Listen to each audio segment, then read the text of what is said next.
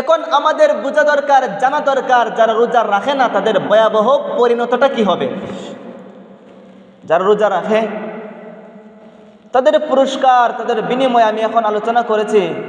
এখন আলোচনা করব যে যারা রোজা রাখে না, ইচ্ছাকৃত রোজা ভেঙে দেয়, তাদের ভয়াবহ শাস্তিটা কি আল্লাহ তাআলা দিবেন। এক রাত্রিতে নবী করিম সাল্লাল্লাহু আলাইহি ওয়াসাল্লাম ঘুমন্ত অবস্থায় স্বপ্ন দেখতেছেন যে দুইজন ব্যক্তি নবী করিম সাল্লাল্লাহু আলাইহি ওয়াসাল্লামের দরবারে আসলো। নবী কিভাবে দেখতেছেন? স্বপ্নে দেখতেছেন যে দুইজন ব্যক্তি নবী করিম সাল্লাল্লাহু আলাইহি ওয়াসাল্লামের দরবারে আসলো এবং ওই দুইটি ব্যক্তি নবী করিম সাল্লাল্লাহু আলাইহি ওয়াসাল্লামের দুই বাহুর মধ্যে ধরলো, দুইজন দুই বাহুতে ধরলো এবং নবীজিকে নিয়ে যাইতে লাগলো। যাইতে যাইতে একটি দুর্গহ পাহাড়ের সামনে গিয়ে দাঁড়ালো। ওই পাহাড়ের সম্মুখে ওই দুইটি ব্যক্তি নবীজিকে নিয়ে যাওয়ার পরে তারা নবী করিম সাল্লাল্লাহু আলাইহি সাল্লামকে বলল, আপনি পাহাড়ের উপরে উঠেন। আমি শুধু বাংলা তর্জমাটি করে যাইতেছি, আরবি বলতেছি না, যাতে আপনাদের বুঝতে সহজ হয়। ভালো করে শুনেন, রমজানে রোজা না রাখলে ভয়াবহ পরিণতটা কি হবে, শাস্তিটা কি। যারা রোজা ভাঙ্গে, রোজা রাখে না, তাদের শাস্তিটা কি আপনারা একটু শুনেন।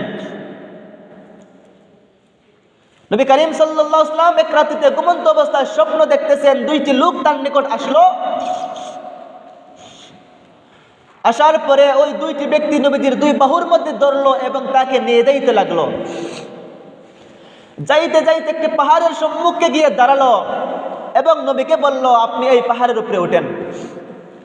নবী বললেন, না, আমি তো পাহাড়ে উঠতে পারি না, পারবো না। তারপরে এই লোকগুলো বলল, আপনি পাহাড়ে উঠেন, আমরা আপনাকে পাহাড়ে উঠার ক্ষেত্রে সাহায্য করব, সাপোর্ট করব, আপনাকে আমরা পাহাড়ে তুলে দিব, আপনি পাহাড়ে উঠেন। তারপর নবী করিম সাল্লাল্লাহু আলাইহি ওয়াসাল্লাম পাহাড়ে উঠলেন।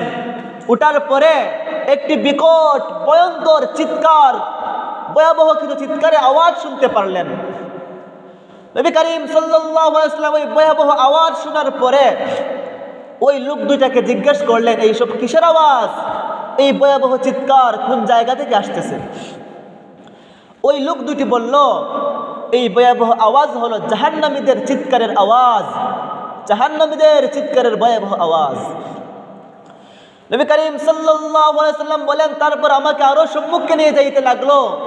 যাইতে যাইতে হাঁটতে হাঁটতে একদল মানুষের সম্মুখে গিয়ে দাঁড়ালাম।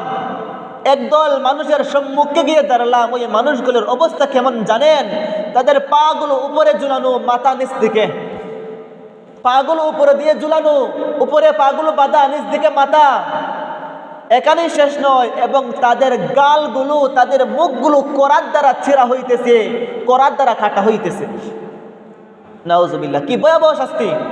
একটু কল্পনায় আনেন এই দৃশ্যটা, একটু কল্পনায় আনেন, একটু চিন্তা করে দেখেন যে পাগুলো উপরে, মাথা নিচে দিয়ে এবং করাতের মাধ্যমে তার মুখগুলো ছেঁড়া হইতেছে, ফাড়া হইতেছে এবং রক্তগুলো টপ টপ করে নিচের দিকে পড়তেছে। নবী করিম সাল্লাল্লাহু আলাইহি ওয়াসাল্লাম বললেন, এই শাস্তি কিসের শাস্তি? কেন এদের পাকে উপরে ঝুলানো হয়েছে, মাথা নিচের দিকে, এবং তাদের মুখগুলোকে করাতের মাধ্যমে চিরা হইতেছে, পাড়া হইতেছে, আর রক্তগুলো ফটফট করে নিচের দিকে পড়তেছে? এই শাস্তিটি কেন এদেরকে দেওয়া হইতেছে? কেন এই শাস্তিটি? ওই লোক দুইটি বলল, এই শাস্তি হলো যারা রমজান মাস পাওয়ার পরে ইফতারের আগে ইচ্ছাকৃতভাবে কোনো কারণে ওজর ছাড়া স্বেচ্ছায় রোজা ভেঙে ফেলেছে, এইটা হলো তাদের শাস্তি। কার শাস্তি? যারা রমজান মাসে রোজা রাখছে কিন্তু ইফতারের আগেই রোজাটা ভাঙ্গি লইছে, প্রয়োজন ছাড়া, ইচ্ছাকৃত কোনো প্রয়োজন ছাড়াই রোজা ভেঙে ফেলেছে, এটা তাদের শাস্তি। এখন চিন্তা করে দেখেন, যারা ইফতারের আগে রোজাটাকে ভেঙে ফেলেছে, তাদের যদি এই ভয়াবহ শাস্তি হয় যে পা দুটি উপরে, মাথা নিচে, করাতের মাধ্যমে মুখ কর্তন করা হইতেছে, রক্ত টপ টপ করে নিচের দিকে পড়তেছে, এই ভয়াবহ শাস্তি যদি তাদের হয়, তাইলে যারা রোজাই রাখে না, যারা ইচ্ছা হলে বলে আমি রোজা রাখবো না, রোজা রাখে না, মন মন মন হিসাবে জিন্দিগি চালায়, মন করা জিন্দিগি চালায়, রোজা রাখে না, রমজান মাস আসার পরেও আল্লাহ তাআলার বিধান পালন করে না, রোজা রাখে না, তাদের কি ভয়াবহ শাস্তি হবে একটু চিন্তা করে দেখেন। কি ভয়াবহ শাস্তি হতে পারে তাদের? তার রমজান মাসে রোজা রাখে না। মুহতারাম হাজরিন, হযরত আব্দুল্লাহ ইবনে মাসউদ রাদিয়াল্লাহু তাআলার বর্ণনা কি বলে দেখেন। হযরত আব্দুল্লাহ ইবনে মাসউদ রাদিয়াল্লাহু তাআলা বলেন, যেই ব্যক্তি রমজানের একটি রোজা ভেঙে ফেলেছে, কয়টি রোজা?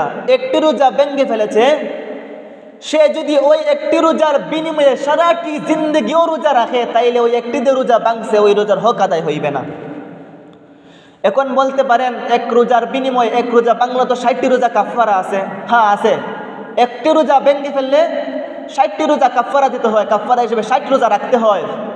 এটা তো কাফারা, কাফারা হিসেবে আপনি 60টি রোজা রাখবেন। কিন্তু আব্দুল্লাহ ইবনে মাসউদ এটা বুঝাতে চেয়েছেন যে একটি রোজাতে ভাঙলেন, ওই রোজার সওয়াব থেকে, ওই রোজার ফজিলত থেকে যে আপনি বঞ্চিত হইলেন, ওই রোজার যে ফজিলত থেকে বঞ্চিত হইলেন, আপনি সারাটা জিন্দেগি রোজা রেখেও ওই রোজার হক আদায় হইবে না, ওই রোজার মতো সওয়াব, ওই রোজার মতো ফজিলত আপনি পাইবেন না। কেমন দামি রোজা, কেমন দামি। মুহতারাম হাজরিন, কিন্তু আমরা এই রমজান মাস পাইলাম, কিন্তু আমরা এখনো দুনিয়াবি কাজকর্ম নিয়ে ব্যস্ত। রমজানটাকেও আমরা আখিরাতের কাজে লাগাইতে পারতেছি না। এই মাস খুবই দামি একটি মাস রে ভাই, খুবই দামি একটি মাস।